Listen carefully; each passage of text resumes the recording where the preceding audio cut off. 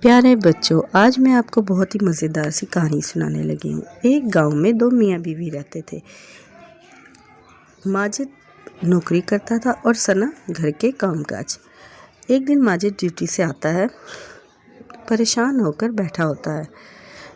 ثنا: کیا بات ہے ماجد، آپ کچھ پریشان لگ رہے ہیں۔ کیا بتاؤں ثنا، اس بڑھتی ہوئی مہنگائی سے پریشان ہوں۔ گھر کے خرچ اور بل وغیرہ کے بعد ہم کچھ سیو نہیں کر سکتے۔ آپ پریشان نہ ہو، یہ سب تو زندگی کا حصہ ہے، اور مہنگائی تو کم ہونے کا نام نہیں لیتی، الٹا آپ سوچ کر طبیعت خراب کر لیں گے۔ آپ اٹھیں، فریش ہوں، میں آپ کے لیے اچھی سی چائے بنا کر لاتی ہوں۔ ثنا تم کتنی اچھی ہو، میں جتنا بھی پریشان ہوں تم سے بات کرنے کے بعد تھوڑا ریلیکس ہو جاتا ہوں۔ تم پریشان نہیں ہوتی ان سب سے؟ ہوتی ہوں، پر جب میں سب اپنے رب پر چھوڑ دیتی ہوں، صرف اسی سے آس لگائی ہوئی ہے، ایک وہی ہے جو ہمیں سن اور دیکھ سکتا ہے، ورنہ آج کل کے دور میں روٹی کمانا بہت مشکل ہے۔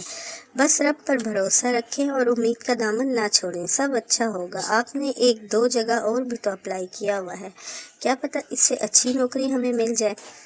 ثنا اٹھ کر چائے بنانے جاتی ہے تو ماجد کو کال آتی ہے۔ ماجد نے ایک ملٹی نیشنل کمپنی میں درخواست دی ہوتی ہے۔ وہاں سے انٹرویو کے لیے ماجد کو کال آتی ہے۔ خوشی خوشی ثنا کو بتاتا ہے۔ دوسرے دن انٹرویو کے بعد اس کو جاب مل جاتی ہے، تنخواہ بھی اچھی ہوتی ہے، ساتھ گھر بھی ملتا ہے۔ وہ جلدی سے گھر آتا ہے، ثنا سے کہتا ہے تمہارا صبر رب کو پسند آیا، تمہاری امید جو رب سے تھی اللہ نے سن لی، مجھے اچھی جاب مل گئی، اب ہمارے حالات بہتر ہو جائیں۔ ثنا فوراً نماز ادا کرتی ہے اور رب کا شکر ادا کرتی ہے۔ دیکھا پیارے بچوں، رب پہ بھروسہ کرنے سے ہماری کتنی مشکلیں آسان ہوتی ہیں۔ ہمیں ہر وقت رب کا شکر ادا کرتے رہنا چاہیے۔